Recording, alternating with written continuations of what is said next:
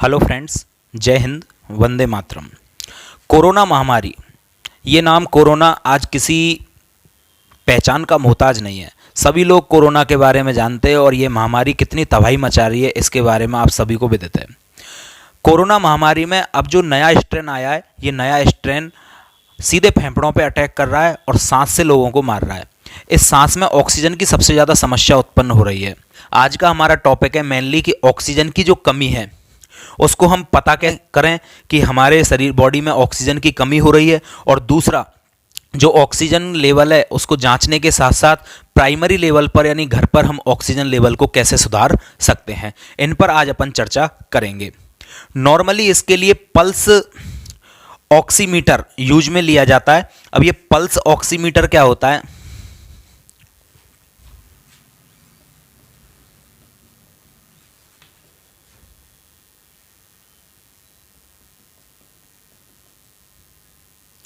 देखो, pulse oximeter, ये pulse oximeter क्या, पल्स को भी मापने का काम करता है और ऑक्सीमीटर मतलब ऑक्सीजन की सप्लाई को भी मापने का काम करता है।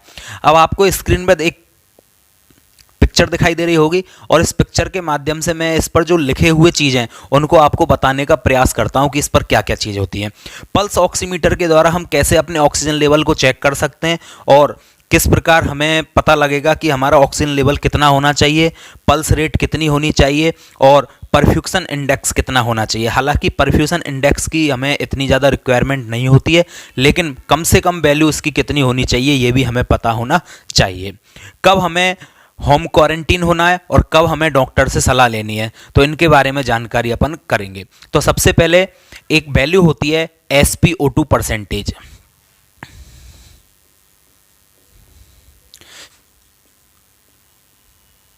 Saturated pulse oxygen percentage.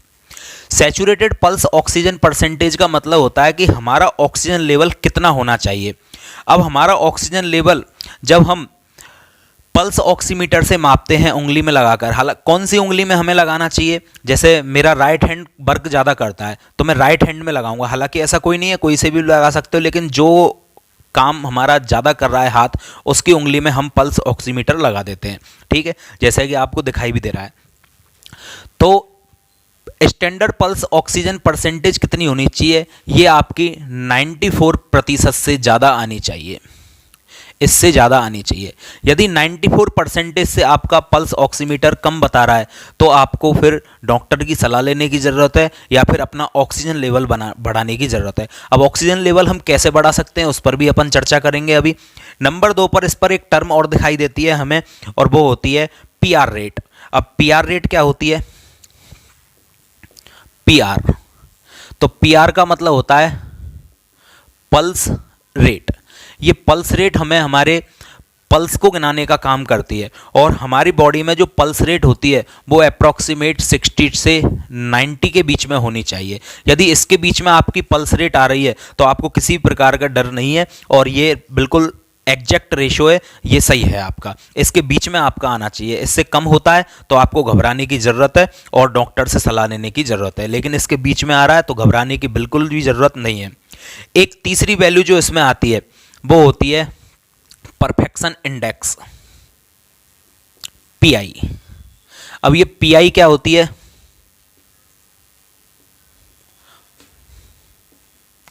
Perfection index. Perfection index का मतलब ये हमारे जो बॉडी में ऑक्सीजन जा रही है ना अंदर तक, एक एक बॉडी के अंदर पार्ट तक, एक एक ऊतक तक ऑक्सीजन जा रही है, उसको मापने का काम करता है परफेक्शन इंडेक्स, की ऑक्सीजन किस लेवल तक अंदर तक हमारे पहुंच रही है। परफेक्शन इंडेक्स हमारा होना चाहिए, ये लगभग आपका 2 से 20 तक होना चाहिए। ठीक है, और इसके अलावा ये 0.5% से कम नहीं होना चाहिए। इससे कम होता है तो आपको डॉक्टर से सलाह लेने की ज़रूरत है, डॉक्टर को दिखाने की ज़रूरत होती है। अब actually oxygen, saturated pulse oxygen, इस पर हम दोबारा से चर्चा करते हैं। सैचुरेटेड पल्स ऑक्सीजन क्या है? देखो, यदि ये 94% से अबव आ रहा है तो 94% 94% से ऊपर आने पर तो आपको कोई खतरा है ही नहीं है, आपका ऑक्सीजन लेवल बिल्कुल सही है। लेकिन यदि 94% से कम आता है आपका ऑक्सीजन लेवल, तो 94% से कम आने पर आपको ऑक्सीजन सिलेंडर की रिक्वायरमेंट होती है। ऑक्सीजन सिलेंडर आप लगाओ और मास्क के रूप में उसे लगाकर आप घर पर आराम करो, होम क्वारंटीन हो जाओ, ठीक है। इसके अलावा मान के चलो ये 90 से भी कम और ज़्यादा कम आने लग जाए तो आपको डॉक्टर से सलाह लेने की ज़रूरत होती है। हालांकि हम ऑक्सीजन लेवल बढ़ाने पर भी बात करेंगे कि किस तरह से हम घर पर ही ऑक्सीजन लेवल भी बढ़ा सकते हैं, ठीक है। नेक्स्ट बात, 90 से कम आने पर आपको और किन किन बातों का ध्यान रखना है वो भी आपको समझ में आना चाहिए। देखो, ऑक्सीजन लेवल यदि 90 से कम आए तो होम क्वारंटीन तो होना ही होना है। इसके अलावा आपको 2 तरह की मेडिसिन डॉक्टर के द्वारा दी जाती है। एक तो होता है डेक्सामेथासोन, ठीक है, और दूसरा रेमडेसिविर। हालांकि ये लाइफ सेविंग इंजेक्शन और लाइफ सेविंग दवा नहीं है, लेकिन इन दवाओं के माध्यम से फेफड़ों में होने वाली ऑक्सीजन लेवल को या फेफड़ों में होने वाले संक्रमण को रोकने का काम किया जाता है। डेक्सामेथासोन जो टैबलेट है या इंजेक्शन है, उसके द्वारा फेफड़ों में होने वाली क्षति को रोका जाता है, और रेमडेसिविर के द्वारा, ठीक है। इसके अलावा हमें और किन बातों का ध्यान रखना है? देखो, ऑक्सीजन लेवल कम होने पर हमें एक तो भाप लेने की बहुत ज़्यादा रिक्वायरमेंट होती है। लगातार आप एक पतीले में पानी लेकर उसे गर्म करो और उसमें जो भाप बनती है उस भाप को आप इस तरह से एक चादर ओढ़कर ऊपर से और लगातार उसके सांस लेते रहो। भाप लेने से क्या होगा, आपके नाक के छिद्र खुलते रहेंगे और आपका ऑक्सीजन लेवल सही बना रहेगा। दूसरी चीज, ऑक्सीजन सिलेंडर मिल जाए तो वो तो है ही है, लेकिन वो डॉक्टर की सलाह पर आपको लेना है। और पल्स ऑक्सीमीटर के द्वारा आपको इसकी जानकारी मिल जाएगी। नंबर 2 पर आपको लगातार गर्म पानी पीते रहना है। गर्म पानी पीने से क्या होगा, गला आपका साफ रहेगा और गुनगुना पानी आपको पीते रहना है। तीसरी जो सबसे बड़ी चीज़ है, कोरोना जैसे ही हमारी बॉडी के अंदर जाता है तो ये तो है नहीं कि जाते ही एक साथ उसने अपना फैलाव कर लिया और बहुत ज़्यादा मात्रा में फैल गया, तो सीधा जब वो जाएगा तो इसे गले से नीचे जाने से गले से नीचे जैसे ही ये जाए तो इसे रोकने का भी आप उपाय घर पर कर सकते हो। हालांकि मैं ये नहीं कह रहा हूँ कि 100% उपाय, लेकिन काफ़ी हद तक कारगर उपाय। हमारी बॉडी में हमें जिंक एंड विटामिन सी, इसकी मात्रा को कंटिन्यू बनाए रखना होगा। संग में जो जल स्तर है आपका, वाटर लेवल है, वाटर लेवल भी आपका कंटिन्यू बना हुआ रहना चाहिए। इसमें भी कोई कमी नहीं होनी चाहिए, नहीं तो ये प्राणघातक हो सकता है आपके लिए।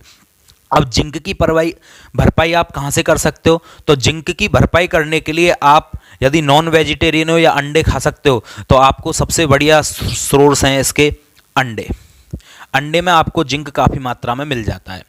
नंबर 2 पर जिंक आपको मिल सकता है गुनगुने दूध से।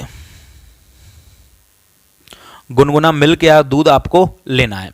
लगातार आप 1-2 घंटे के अंतराल में 1 कप गुनगुना दूध पीते रहिए, आपको जिंक की भरपाई आपकी बॉडी में होती रहेगी। Next, vitamin C. Vitamin C की रिक्वायरमेंट बॉडी को बहुत ज़्यादा होती है। विटामिन सी जो है ये एक जल विलेय विटामिन होता है, मतलब जैसे ही अपन इसको खाते हैं तो ये जल में डिजॉल्व हो जाता है और टॉयलेट हम जाते हैं तो टॉयलेट के साथ ये चला जाता है। तो विटामिन सी का लेवल हमें लगातार बनाए रखना पड़ता है। और विटामिन सी का लेवल हम कैसे बना सकते हैं? तो विटामिन सी के लिए सबसे बढ़िया सोर्स जो होता है वो होता है आंवले।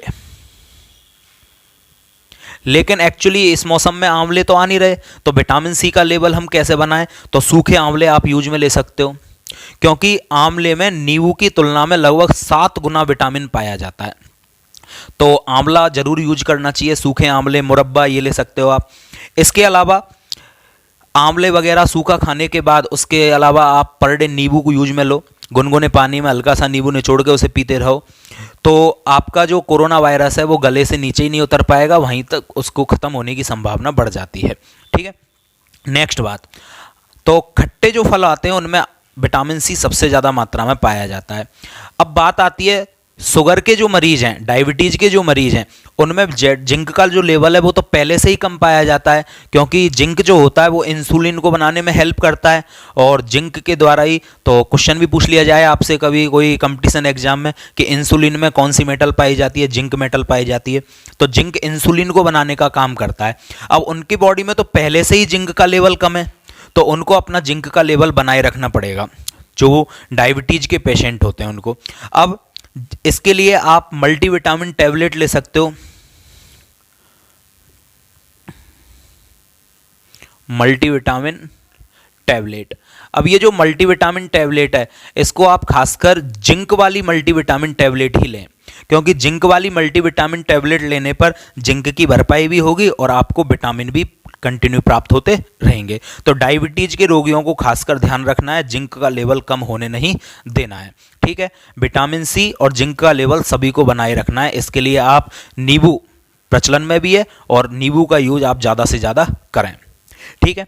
चलो नेक्स्ट, इन सभी बातों के बाद तो आपको देखो कौन कौन सी चीज़ें मैंने बताई हैं।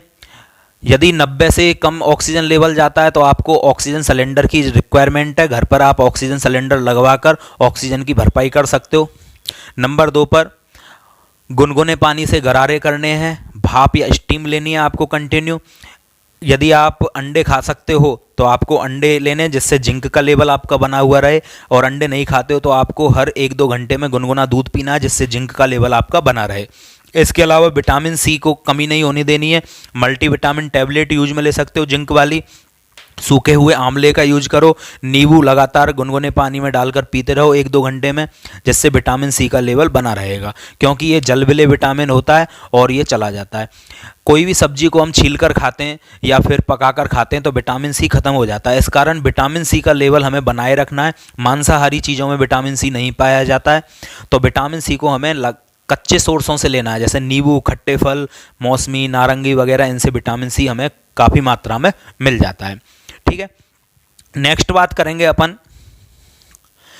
देखो इन सभी बातों के अलावा ऑक्सीजन लेवल को बढ़ाने की एक बात और होती है कि ऑक्सीजन लेवल को जब हम यदि सीधे लेटे हुए होते हैं, जैसे कि आपको दिखाई दे रहा है इस पोज में कि यदि अपन सीधे लेट जाते हैं तो सीधे लेटने पर क्या होता है कि हमारा जो हार्ट होता है वो तो आ जाता है ऊपर, और जो हमारे लंग्स होते हैं वो पीछे की ओर दब जाते हैं। तो हार्ट ऊपर आने से और लंग्स दबने से क्या होता है कि लगभग 20% कमी आ जाती है ऑक्सीजन लेने में। इससे हमारा जो ऑक्सीजन लेने का जो कम है वो कम से कम 20% तक कम हो जाता है। ये साइंटिफिक रिसर्च में साबित हो चुका है। तो इसके लिए हमें क्या करना होगा, जैसे मैं डायग्राम में आपको बता रहा हूं, तो आपको उल्टा लेटना होगा, एक तकिया बीच में लगा लेना होगा, जिससे क्या होगा कि आपके लंग्स ऊपर की ओर आ जाएं और आपका 2 से 3% तक लंग्स की क्षमता बढ़ जाती है, और आप देखोगे आधा या 1 घंटे में आपका ऑक्सीजन लेवल 2 से 3% तक बढ़ जाएगा। यदि मान के चलो 94 से आपका 92 या 91 हो रहा है तो 1 या 2 घंटे बाद आप फील करोगे कि आपका ऑक्सीजन लेवल बढ़ने लग गया है। तो पल्स ऑक्सीमीटर के द्वारा आप 1 या 2 घंटे में ये फील करने लग जाओगे कि ऑक्सीजन लेवल में सुधार हो रहा है, अच्छी वायु आपको आ रही है, ठीक है। तो उल्टे लेटने का काम ज़्यादा करें, और इसको प्रॉन वेंटिलेशन के नाम से जाना जाता है। तो प्रॉन वेंटिलेशन